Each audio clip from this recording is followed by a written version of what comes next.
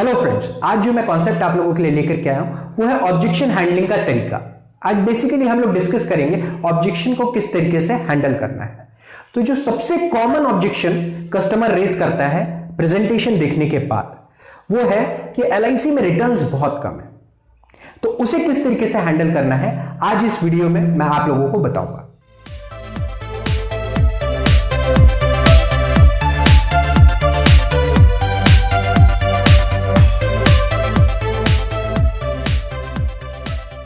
मैं शैलेंद्र श्रीवास्तव आप सभी का स्वागत करता हूं मेरे YouTube चैनल में। तो दोस्तों, जैसे कि मैंने आपको बताया कि सबसे मेजर ऑब्जेक्शन जो हमारे सामने आता है प्रेजेंटेशन के बाद वो है एलआईसी में रिटर्न्स बहुत कम है। तो उसे किस तरीके से आपने हैंडल करना है वो इस वीडियो में आज हम देखेंगे। कस्टमर हमें कहता है कि एलआईसी की पॉलिसी में रिटर्न्स कम है, लेकिन बेसिकली वो कैसा होता है, थोड़ा अनअवेयर होता है, थोड़ा पुरानी बातों को लेकर के बैठा रहता है। उसे ऐसा लगता है आज भी बैंक की एफडीज जो है 8 to 10% का रिटर्न दे रही है, या म्यूचुअल फंड 15% का रिटर्न देता है, या फिर और पोस्ट में आज भी 9 से 10% का रिटर्न कॉमन है, जो कि नहीं है। तो आज उसके ऑब्जेक्शन को किस तरीके से आपने हैंडल करना है वो मैं आपको बताता हूं। आपने सबसे पहले कस्टमर से पूछना है कि सर, अगर आप एलआईसी में निवेश नहीं करेंगे तो आप कहां निवेश करना चाहेंगे।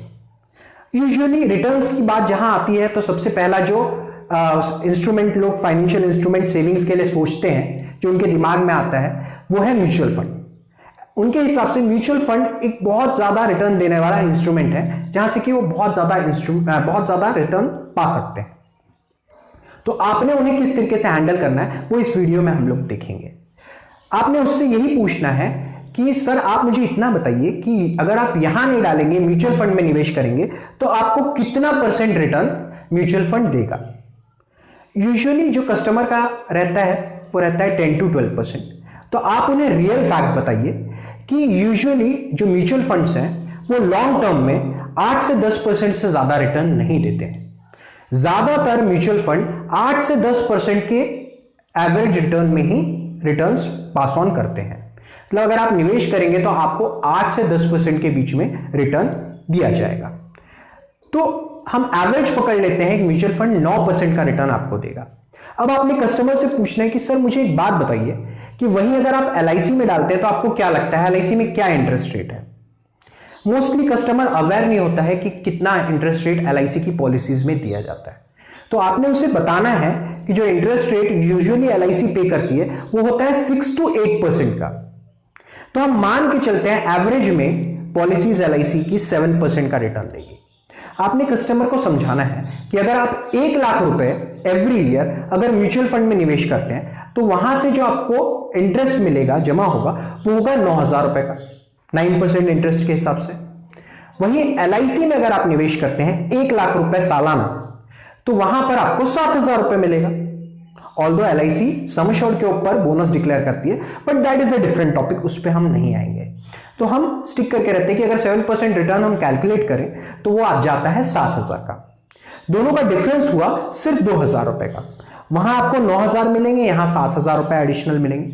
तो सिर्फ डिफरेंस जो है वो है 2,000 रुपए होगा। जो ब्याज का डिफरेंस रहेगा वो सिर्फ 2,000 का हुआ। ठीक है।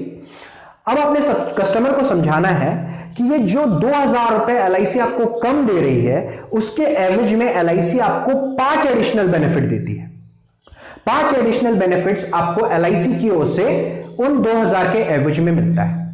सबसे पहला बेनिफिट, एलआईसी आपको देगी 20 लाख का बीमा। दूसरा बेनिफिट है एलआईसी आपको देगी 40 लाख का एक्सीडेंटल बीमा। तीसरा बेनिफिट, जो सबसे इंपॉर्टेंट बेनिफिट है, वो है कि अगर किसी कारणवश एक्सीडेंट होने पर अगर आप अपंग हो जाते हैं, आप काम करने में सक्षम नहीं रह जाते, तो सालाना 2 लाख रुपए एलआईसी की ओर से आपको दिए जाएंगे अपने परिवार को चलाने के लिए। और मैच्योरिटी, उसके बाद किसी भी प्रकार का प्रीमियम एलआईसी आपसे चार्ज नहीं करेगी। 1-1 लाख रुपए जो आपको भरने थे वो आपको भरना नहीं पड़ेगा, और मैच्योरिटी भी एज इट इज आपको दी जाएगी। चौथा जो बेनिफिट है वो है टैक्स बेनिफिट। जो भी पैसा आप निवेश करते हैं एलआईसी की पॉलिसी में, आप एलआईसी में जो भी प्रीमियम पे करते हैं, उस पर आपको किसी भी प्रकार का इनकम टैक्स भरना नहीं पड़ता है। वो पूरी की पूरी रकम पर आपका इनकम टैक्स सेव हो जाएगा। ये हो गया आपका चौथा बेनिफिट। और पांचवा जो एक बहुत महत्वपूर्ण बेनिफिट है वो है टैक्स फ्री मैच्योरिटी। आज 90% ऑफ द फाइनेंशियल इंस्ट्रूमेंट्स में जो मैच्योरिटी होती है वो टैक्सेबल होती है। चाहे आप एफडी में निवेश करें, मैच्योरिटी पर आपको टैक्स भरना पड़ेगा। चाहे म्यूचुअल फंड में आप निवेश करें, मैच्योरिटी पर आपको टैक्स भरना पड़ेगा। चाहे आप प्रॉपर्टी में क्यों ना निवेश करें, प्रॉपर्टी बेचने के बाद आपको लॉन्ग टर्म कैपिटल गेन पे करना पड़ेगा। आप कहीं में भी निवेश करें, सिवाय पीपीएफ के, एनपीएस के और एलआईसी के, आपको हर तरफ में इनकम टैक्स भरना पड़ेगा। वहीं पांचवा जो बेनिफिट एलआईसी आपको दे रही है वो है टोटल टैक्स फ्री मैच्योरिटी। मतलब आपके मैच्योरिटी पर एक भी पैसा इनकम टैक्स के तौर पर काटा नहीं जाएगा। तो आप मुझे सिर्फ इतना बताइए कि इन 5 एडिशनल बेनिफिट के लिए, जो कि आपको कहीं और नहीं मिलते हैं, उसके लिए अगर आपसे एलआईसी 2000 रुपए एक्स्ट्रा चार्ज कर रही है या 2000 रुपए का इंटरेस्ट अगर आपको कम दे रही है साल में, तो यह फायदा है या नुकसान? इस वे में अगर आप उसको समझाएंगे, अपने कस्टमर को समझाएंगे, तो उससे जरूर यह बात समझ में आएगी कि जो एलआईसी आपको कम पे आउट कर रही है, ऑल्दो ज्यादातर फाइनेंशियल इंस्ट्रूमेंट से ज्यादा पे कर रही है, बट अगर म्यूचुअल फंड से कंपेयर करें और वैसा हो जाए, शेयर मार्केट अप ही रहे और 9% का रिटर्न मिल भी जाए, तो भी एलआईसी में निवेश करना आपके लिए फायदे का सौदा है। जब आप ये इस तरीके से आप अपने कस्टमर को समझाएंगे या ये वीडियो आप उसे फॉरवर्ड करेंगे, तो उसे आपकी कही हुई बात समझ में आ जाएगी।